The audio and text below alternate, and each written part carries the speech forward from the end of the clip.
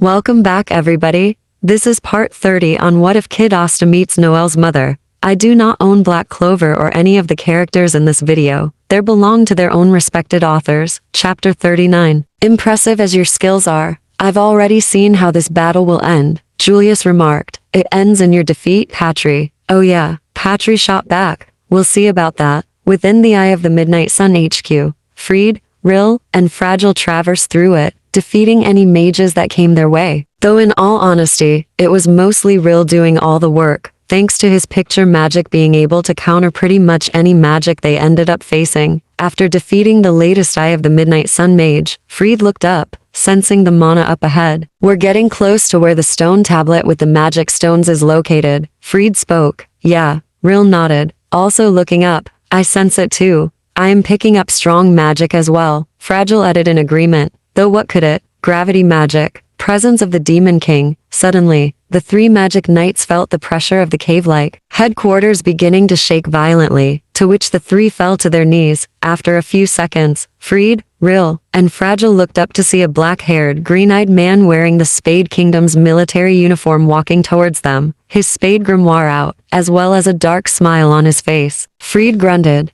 That man. The spirit of Jihul appeared next to Fried. He's contracted with one of the worst devils to ever live, Lucifero. Lucifero, Fried repeated, returning her attention to the man before them. So then that man is, yes, Dantes Ogratis. Jihul finished her host's sentence. Finish him as quickly as possible. Gravity magic, evil god's pressure craft. Out of the rock floor around Dante, a large sword made of rock appeared in front of him. A dark smile appeared on his lips. Haha, enjoy this. With a motion of his right arm, the large sword flies towards the three magic knights, just as it reached them. Picture magic, God's play. Rill stepped in front of Fragile and Fried, surprising the two girls as a large clay statue of a deity, to which grabbed the large rock sword that Dante threw towards the three, then launched it back at Dante. Surprised by the sudden reversal, Dante nearly gets impaled by his own sword, but is able to avoid it at the last second, so it pierces the wall behind him. Afterwards, Dante turned back to face the three. Ha ha ha, not bad, Dante told Rill. Still, you are no match for my might,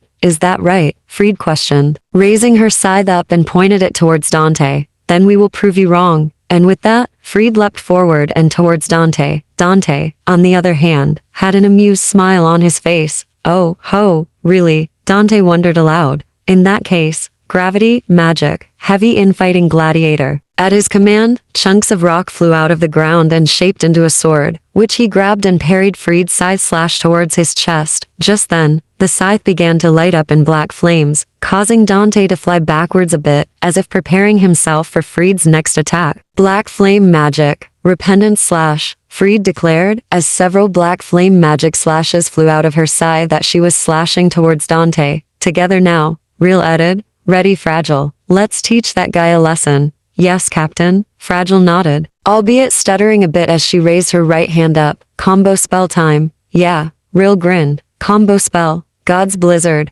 Upon the two-e's declaration, a giant clay god statue appeared in front of the three magic knights. After that, it raised its arms up and fired two beams of blizzardy winds and snow towards Dante, along with some of Rill's picture magic mana mixed into it extra power, just as the combo spell was about to hit Dante. But then, two horns that curved outward, as well as two wings sprouted out his head and back respectively, followed by a mark to appear on his chest that symbolized gravity. In addition to his devil contract mark on his forehead to seep down, his face, almost elongating itself, he gained an elongated tooth on the right side of his mouth, smiling wickedly as he warped the space around him. So Rill and Fragile's combo spell ended up being pointless. Devil power, 50%. Aw man, Rill pouted. So much for that idea. Gravity magic. Presence of the Demon King, Dante declared again, raising his right hand up, which caused all three magic knights to fall to the ground again. While Fragile and Captain Rill were knocked out, Fried managed to remain conscious despite the heavy gravity pressure weighing down on her body. Ugh, Fried stammered out as she slowly stood up. Such power. Then you know what needs to be done, right? Jihul asked her in mind as Fried flew towards Dante again thanks to two black flaming wings sprouting out her back thanks to black flame creation magic. Dark Phoenix Wings, a spell of which got inspired by her captain's flame. Creation magic. Phoenix wings. Fried casted another black flame magic, repentance slash, followed up by black flame creation magic, hellfire bird. Both spells flew towards Dante at immense speed. Dante easily parried the black flame magic slashes, then flew to the side to make it look a sidestep, as if he was on the ground. The black flaming bird crashed into the wall behind Dante, thus exploding and making it break apart. All the while Dante just laughed gleefully. Yes, more entertainment, Dante retorted. Make this even more entertaining for me. Come on, damn this guy, Fried thought as she continued to clash against Dandy's rock sword with her scythe. Fried, Jihul spoke in her host's mind. Call upon my power. You'll have to if you want to get even a single hit in on him. Fried tried to ignore Jihul so she could keep fighting,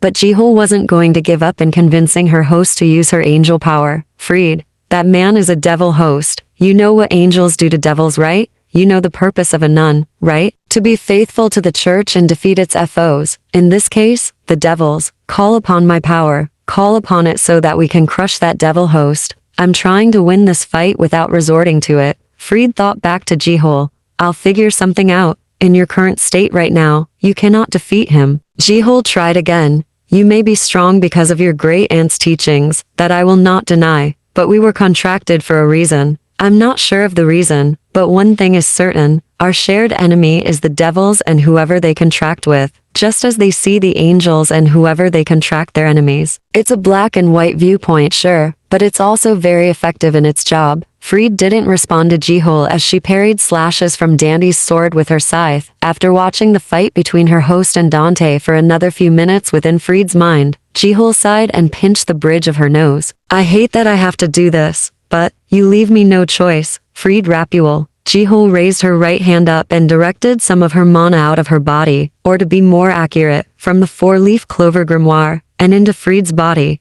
Now awaken. Angel power, 50, at her command. Fried's physical appearance began to change, much to both Dante and Fried's surprise, though for Dante, it was out of curiosity. As for Fried, well, pure shock. The right half of Fried's face changed. Well, to be more accurate, her black hair on the right side of her head changed to an orangish gold color. A pair of white wings sprouted out of her back, and her right blue eye changed to be a whitish gold color, with a hint of black within it. On Fried's chest appeared a partially completed symbol for Jihul's black flame magic, or to be more accurate, the insignia of her four-leaf clover grimoire. Oh, Dante wondered aloud before smiling. Interesting, very interesting indeed. Angel power, 50, Fried or Jihul declared, though in this case, it was more so Jihul's voice than Fried's. Copy light magic, light swords of conviction, flame magic, Calidus Brachium. Several light swords flew towards Marioliona and Dazu thanks to Raya copying Patri's light magic spells, or at least his most used or basic light magic spells. Regardless, Marioliona burned through them with her fire magic like they were sticks meant to be firewood. While Marioliona fought Raya on the offensive side, Dazu fought on the defensive side, not only giving herself defense,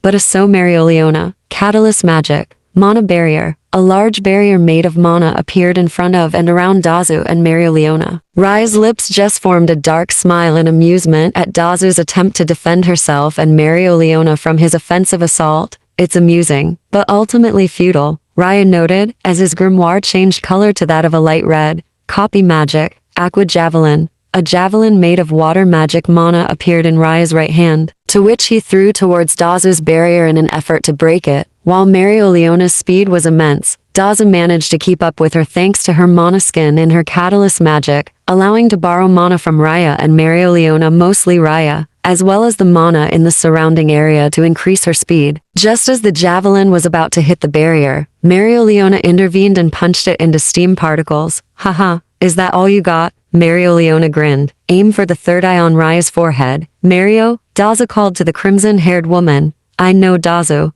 Marioliona retorted. I'm working on it. Feel free to throw in an attack if you can. Right, Dazu retorted. Raya's grimoire changed color again, this time to a light red, raising his right hand as a fiery blade appeared, to which he grabbed. Let's see how you like this. Raya grinned. Copy creation magic, Phoenix blade. Dazu gaped at the sight, while Marioliona's expression went from excited for the fight to that of intriguement. What the hell? Dazu thought. How does he have that? I don't recall him ever touching the captain's grimoire that last time we fought, so how? Then it dawned on her. much to her irritation. Of course, he touched Elf Fana's grimoire. This must have been before her trip to the witch's forest. Raya flew towards Dazu at high speed. I'll pierce through that barrier of yours, then you. Raya grinned, while also yawning slightly. It's the quickest way to get rid of you, after all. Just as Raya was about to pierce through Dazu's mana barrier with his copy flame magic sword, Dazu fired a mana beam at Raya from within the mana barrier. Raya softly gasped and evaded. Unfortunately for him, Mereoleona appeared right in front of him and punched him in the face with a flame magic-imbued fist. The force of the punch sent him plummeting down towards the ground, which upon impact, made a small explosion of dust and debris in the area. He groaned as the debris cleared, and looked up to see both Mereoleona and Dazu flying towards him. He shed in irritation, then flew up into the air to meet them. Nice going, Dazu,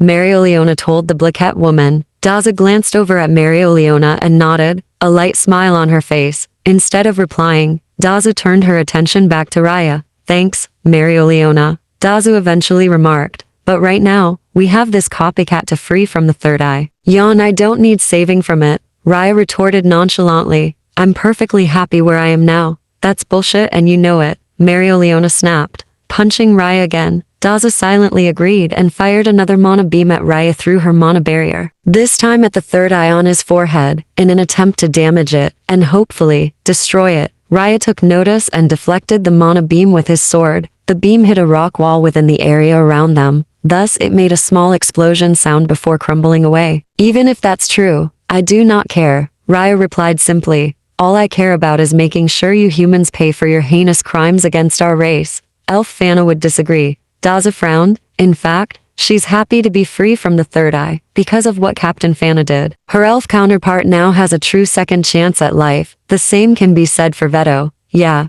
Raya remarked, and because of your squad's actions back in the Seabed Temple, we lost Veto to you humans. No doubt he'll be revived and brainwashed. That follows every command you humans give him. That's not, Dazu began, but Mereoleona interrupted her. Hey, are you here to chit-chat, or are you here to fight? Mereoleona demanded towards Raya, before her lips formed a grin. Because if you're done, I'll gladly burn you and that third eye of yours to ash. Suddenly, the mana in the area began to heat up rapidly, like it was being cooked on a stovetop. What the hell, Raya thought. What is? Dazu thought. Did she just control all the mana in the area? Raya breathed out. What kind of technique is that? Mana zone, Mereoleona declared. Kalius Brachium Barrage. At her command, it appeared like her fists multiplied, but in reality, she was just punching at incredible speed. Blue and orange flames erupted from and around Raya as Mereoleona continued to punch him. This technique, Mana Zone, I've never seen or heard anything like it before. Raya thought, is it possible that the humans figured out how to use such a technique before us elves? Dazu motioned with her hands to create a bow and arrows made of mana. In this case, from Mereoleona's fire magic mana, she put one of the arrows in the bow, then pointed the bow at Raya. This better work, Dazu thought as she pulled the string back on the bow. Patry, Ren, Julius, Queen Asir, and Ava all danced around in the setting sky over the Clover Kingdoms. Royal capital for each of their respective fights before them. Patry fought against Ren and Julius, while Ava fought against Queen Asir. Now, with Patry's fight, he fired off several light magic beams towards his two opponents, or better known as light magic. Sky-rending flash. Unfortunately for Patry, his two opponents evaded the beams. Chi-chi, Patry grunted in irritation. You two are so annoying. Makes me wish I was fighting that pathetic Clover Kingdom queen instead. Oh please, like you could even hit her with your sorry excuse you call aiming. Ren scoffed. A 5-year-old could fire spells better than you. Patry clenched his left hand into a fist, holding a sword made of light magic in his right hand. Why, you, Patry growled. Oh, did I hurt the emo teen's feelings? Ren cooed mockingly. Shut up, Patry snarled, unleashing several more light swords of conviction at the two. To which Julius used his time magic to bind the light magic swords. Why do you insist on helping humanity? Not only are they inferior to the elves, but they're nothing more than selfish pricks that deserve what's coming for them. Pot, have you met Kettle? Ren snarked, swiftly flying, and swung a kick at his side, sending him flying. 'Cause otherwise I'm just hearing the words of a pain in the ass hypocrite. I'm a hypocrite? Patry shrieked hysterically angrily. Yes, for while you make it sound like you're doing this for your tribe, it's sounding more like you're doing it to satisfy your self-righteous ego. Demanding to be right like a spoiled brat who doesn't get his way, Ren scoffed, making Faye howl in laughter. You don't care for your tribe or even your friends, you care only for your own selfish means. Patry growled as he clenched his hands into fists, then threw his light sword that he was holding towards Julius at immense speed. Die, Wizard King! Patry roared. Swift as light, Ren unsheathed her sword once again and slashed the sword of light as if it were made of paper, destroying it with ease. And your anger proves my point, making you incredibly predictable. She frowned, sheathing her sword again. Patry narrowed his eyes at Ren. I'm predictable, you say? Patry repeated in a dangerously low tone. If that's the case, then I take it you know what I'll do next, right? Go for the citizens. Next, Ren frowned, letting her grimoire out. Patry chuckled darkly as ideas flowed through his head. Yes, that could be it, Patry retorted. So you're a coward who will use innocent people as his shield. You truly are scum that didn't deserve my grandfather's kindness. Ren scowled. You don't know a damn thing, Patry snapped as he flew above his two opponents. If you did, you'd understand why I have to do this. Your arrogance and ego will only bring the elves suffering once again, Ren snapped, unsheathing her sword. On top of that, Licht would never want this, Julius added. Shut up, Patry roared, before slowly recomposing himself. I'm no coward, I'm simply doing what's necessary for my tribe to survive. And if I have to kill every last human to do it, and any allies they have, then so be it. Sacrifices must be made to achieve a goal anyway. You might as well add your fellow elves to the list. Face it, Patry, by causing that bloodshed, then you are no better than the humans you claim to hate. You truly are the biggest hypocrite to ever live. Ren frowned darkly. Be quiet, Patry snarled. Just for that, I'll be sure to expand the next spell I cast to hit Clover and beyond. A red sphere surrounded Patry before shattering, sealing magic. Release. As soon as he said that, the mana he possessed that was locked within began to pour out of him, thus forming several light magic arrows that practically covered the sky. This is your retribution, humans, light magic. Light arrows of judgment. At his command, the light arrows began traveling down towards the citizens on the ground at incredible speed. Die, humans, all of you will die. Human, elf hybrid, it doesn't matter to me. You will all end up dead at my feet anyway, just as it should be in the end. Even with my time magic, I won't be fast enough, Julius thought, and even if I am fast enough, I'll be leaving myself vulnerable. He closed his eyes. Regardless, I will have to. Before Julius could finish his initial thought, Ren slashed through Patry's light. Arrows of judgment spell with ease. Thanks to her sword in the shape of an X, Julius gaped in slight surprise at the sight. Even Patry was surprised. Never mind then. Julius couldn't help but laugh lightly at what Ren did to Patry's spell. What happened? Patry demanded, still in shock that his spell was destroyed so easily. Eventually, he got out of his shock and grit his teeth and reformed his light arrows of judgment spell. I can do this all day, you say that, but I can see it clear as day. You're slowly being drained, Ren remarked, unimpressed. Be quiet, Patry snarled, firing his spell again. One of us is going to get tired, and it's not going to be me. I will kill every last one of these disgusting humans. Their mere existence is repulsive. Julius felt himself inwardly sweat dropping at Patry's words. Patry clearly has been living under a rock, if he still believes that. Julius thought to himself before turning to face Ren. Do you want to use a binding spell on him, or should I? Julius asked the Elysia elf tribe leader, while also using Monozone, time magic, chronostasis Gregora on the light arrows. Die. Patry screamed. Die, humans, all of you. It's best you do. I only know one binding spell, and it'll be too brutal for William's body. Ren's sweat dropped. Faye barked a laugh at that. Julius nodded. Then, after finishing stopping the second wave of light arrows, Patry fired. Julius turned back to face Patry. Time binding magic, chrono coffin. At Julius's declaration, a magic circle in the form of a clock appeared next to Patry. Before the light magic elf could react, he was instantly frozen in place, yet could still move and speak. It was like he was trapped inside an invisible box. Damn it, Patry growled. I let my guard down for just a mere second. He glared daggers at both Ren and Julius. Release me. Right now, human. Patry began to struggle to escape the invisible time magic box he was trapped in, but to no avail. How about no? Ren snarked. Patry gnashed his teeth as he continued to struggle to escape. but couldn't. Why, you little piece of, arg, Patry growled. I don't understand. The elves are far superior to the humans, so why can't someone like me, chosen by the four-leaf clover grimoire, defeat a human? He pointed a shaky right index finger at Ren. Surely you understand how inferior the humankind is to us elves, right? You really are an idiot, aren't you? Ren deadpanned. When you still haven't even noticed me, despite being an elf. What are you talking about, traitor? Patry demanded. If it's about the fact that you're an elf-human hybrid, I am already aware of that, which is why, once I get out of here, I'll jeer that Golden Dawn Wind Magic Boy, and find a way to get a drop of time magic mana from him. If I can do that, then I'll be able to go back in time and prevent the catastrophe that occurred to Lick's tribe. I'll make sure that the humans of that era are dead. Just as Patry was about to rant more, Ren swiftly and roughly poked his eyes, making him yell in pain. If William goes blind, you know who to blame, Julius. Ren deadpanned, making Julius' sweat drop. I'd prefer that all of William remained intact. Julius chuckled sheepishly, awkwardly.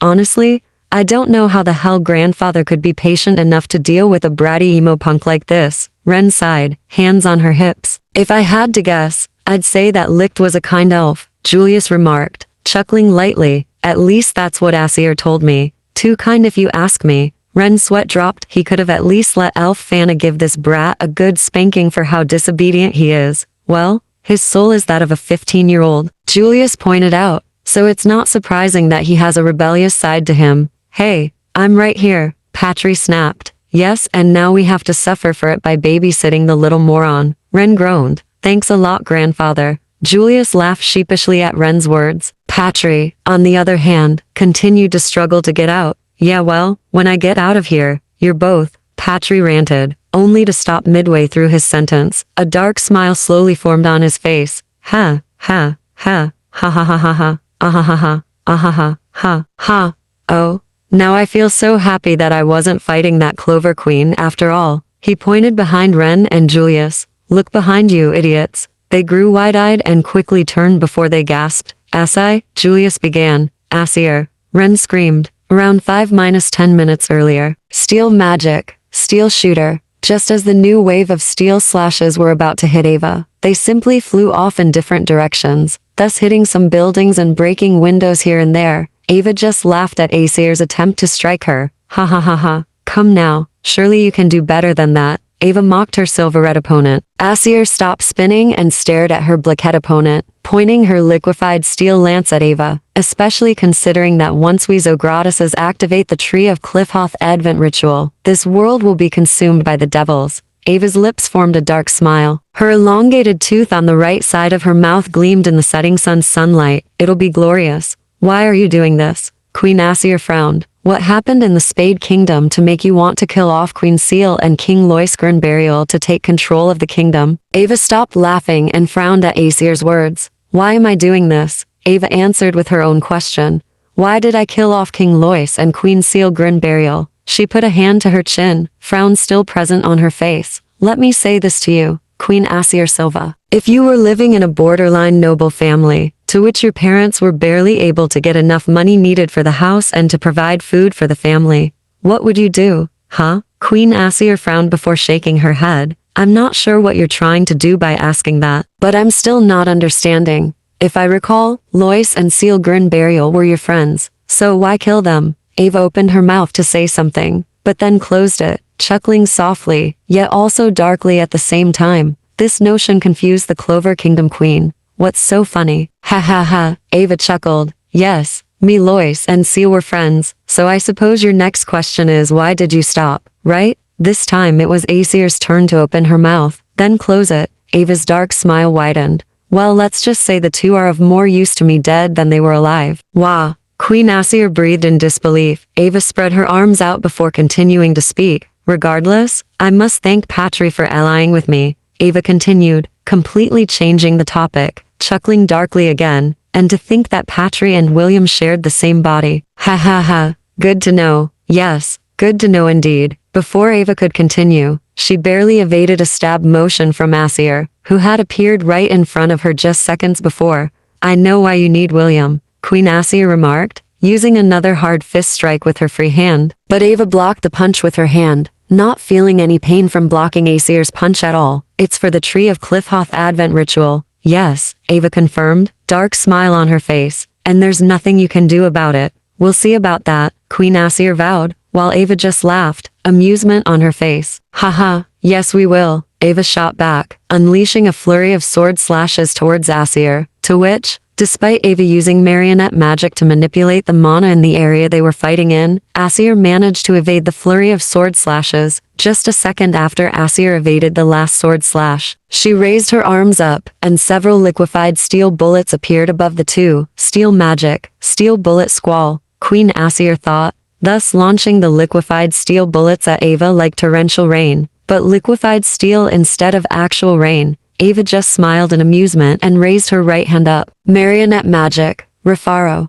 Like before, Queen Aesir's spell or attack was redirected, but this time, her steel bullet squall spell hit the buildings around Ava, and not actually her. Like I thought, Queen Aesir thought as she flew around the area she and Ava were fighting in to evade a multitude of origin flash rampage. Heading her way, long-range spells are out of the question. In that case, she vanished from Ava's sight, then reappeared behind the mother of the three Zogratis children and went in for the impale from behind. I'll have to go for close-range spells and attacks instead. Just as Queen Aesir was about to impale Ava, the woman snapped her fingers without even turning around, thus stopping the liquefied steel lance from piercing her back. Wah! Queen Aesir breathed out in surprise. Ha ha ha, Ava chuckled, slowly and creepily turning around to face Queen Aesir. You didn't really think that it would be that easy to take me out, did you, Aesir Silva? The Clover Queen said as Ava raised her sword arm, her right arm up. Also, did you really think I only had one sword magic spell at my disposal?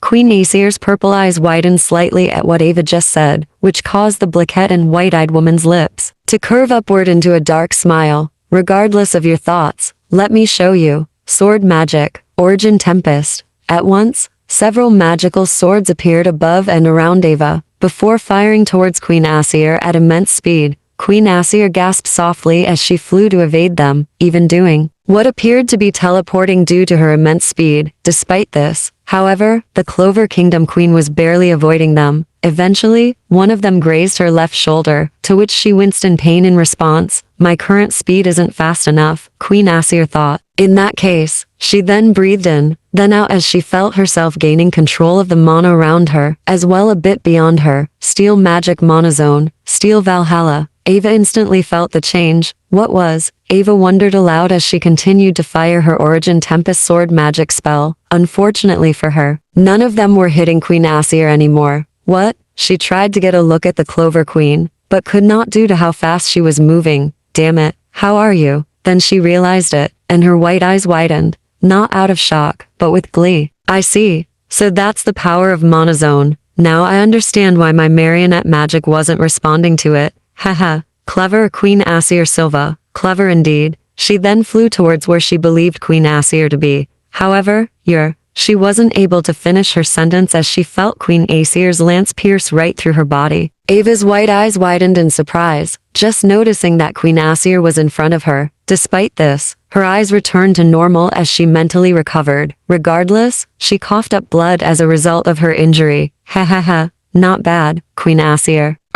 Not bad at all. Ava raised her free hand up and grabbed the lance. No matter. In the end, your two attacks that succeeded against me are nothing more than mere scratches to me. Queen Aesir stared down her foe, not fazed by Ava's words. This only made Ava's dark smile widen. Let me show you what I mean. With pure strength, in addition to being magically enhanced, Ava pulled the lance out of her body, then used it as a means to throw Queen Aesir backwards. If the two were fighting on the ground instead of in the air, Queen Aesir would have skidded backwards several feet from the force of Ava's throw. But because they were fighting in the air, the Clover Kingdom's Silverette Queen simply flew backwards before regaining her balance. If I didn't have my Valkyrie armor, that throw would have hurt my right shoulder more than a simple pain that I shook off. Queen Aesir thought to herself. Suddenly, she felt the mana surrounding her and Ava begin to become cold. If there had to be a comparison between the cold feeling and how cold the mana around that actually was like, it'd be similar to dry ice, or cryogenics. Devil Power, 60. At once, not only did Queen Aesir notice that the mark on Ava's chest became more complete, but also the devil contract mark on Ava's forehead's lines moved down a bit more on her face. And that wasn't even the worst bit, instantaneously to Ava declaring such. Queen Aesir noticed, to her surprise, that her Valkyrie armor was dissipating from her body. What? Queen Aesir breathed out as her armor continued to vanish. Ha ha ha. Ava laughed. The shocked expression on your face is priceless. At 60% devil power, I am able to completely nullify spells that come close to me, or in this case, are in my range. On top of this, my devil's marionette magic enables me to control the flow of mana not just around us, but in us as well. It's how I was able to avoid those 2 fatal blows you attempted to do on me by going for a stab or pierce or impale on me. Ava cocked her head to the side out of curiosity, noticing that Queen Aesir was using her mana to rebuild her Valkyrie armor. Oh, so you're attempting to fight the inevitable? Heh, interesting, but pointless. Queen Aesir chid as she reformed her Valkyrie armor through her steel magic, even though she fully knew it ultimately wouldn't matter. Regardless, she did so anyway, and thus, the 2 women continued their fight within the skies of the Clover Kingdom's royal capital. The 2, like with Ren, Julius, and Patry, were like flashing lights to those on the ground that were looking up. During this, Queen Aesir, despite herself feeling her Valkyrie armor dissipating at the sheer power presence of marionette magic, she silently casted steel creation magic, Gungnir Spear, to give herself a means of dual-wielding fighting against Ava and her one sword. Ava, on the one hand, was enjoying this fight between the 2 of them more than she probably should be. Haha, yes, this is good, Ava grinned gleefully. Now I understand why Vanica spoke so highly of you. Regardless of what Vanica told you about me, comments like that will get you nowhere with me. Queen Aesir frowned deeply, parrying a sword slash from Ava with one of her lances. In that case, Ava began, exerting even more devil power from herself, as well, her physical appearance becoming more devil-like. I'll just have to use more devil power. Devil power. 70. Queen Aesir gasped and flew backwards a bit to evade the powerful shockwave of devil mana. Despite this, her Valkyrie armor's dissipation increased in speed. No, Queen Aesir thought, my Valkyrie armor is dissipating faster than I can regenerate it with my magic! To think you'd force me to 70% devil power, Ava spoke softly, teleporting so she was in front of Queen Aesir. You truly are what Vanica said, a very powerful mage. That can go toe-to-toe with us devil-possessed. On top of that, you can even fight Patry on equal footing. Ava then waved her sword in a dismissive manner at that last remark. Though to be fair, light magic doesn't do well against steel magic. I am as powerful as I am because I train and am a hardworking woman. Queen Aesir retorted. Surely you yourself are the same. Ava gave the Clover Kingdom Queen a quizzical look, which enabled Queen Aesir to continue. You train and are hardworking, are you not? Well, regardless if you do or not, one fact remains. A mother's inner strength comes from the love of her children. As well as to her children, she put her right hand on her chest, where her heart is, because I know that's what it is for me. At Aesir's words, Ava's expression went from quizzical to soft. I'd be lying if I disagreed with you on that, Ava admitted with finality. As a mother myself, my duty is to protect my 3 children, care for them, love them. She then narrowed her white eyes. However, I put my duty on fulfilling this mission of mine first, and they do the same. It's that simple, Aesir Silva. The Silverette woman took in Ava's words, frowning slightly. I see. Queen Aesir spoke softly, pointing her Gungnir Spear at Ava.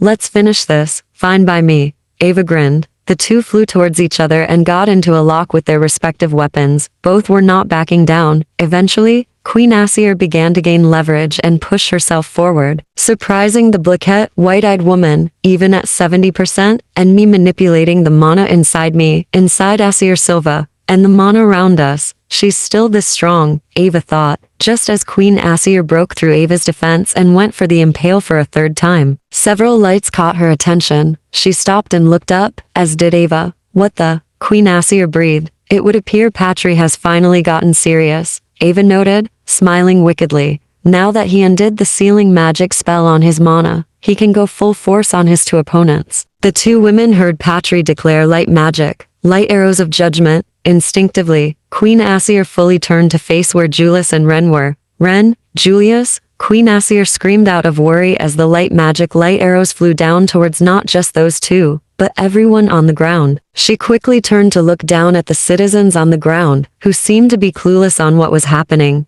No, she was so worried about her friends and the Clover Kingdom citizens that she didn't even notice or sense to things. one being that Ren had used the sword Torbjorn gave her to destroy Patri's spell like it was paper. The second thing being, Ava had taken full advantage of her being distracted and impaled her with her sword. Impressive. Queen Aesir Silva, Ava told her, which snapped the Silverette woman out of her thoughts and for her to gasp out of sheer shock and surprise in regards to Ava's words towards her. Truly, I am greatly satisfied by this fight of ours that we had. It's quite a shame we will not be able to fight each other again. Oh well. What? Just, Queen Aesir thought, now fully realizing the immense danger that she was now in. Steel recovery magic, Steel Maiden's mending embrace. The fact that you forced me to 70% devil power, with you yourself not using, or I suppose having, any sort of power-up besides your pure strength, is quite impressive. However, she dug her sword deeper into Aesir's chest. Your selflessness is your one and only weakness. As soon as Ava removed her now bloodied sword from Queen Aesir's body, the Clover Kingdom Queen coughed up blood, her Gungnir spear dissipating as she herself began to fall out of the sky, crashing on top of a roof building.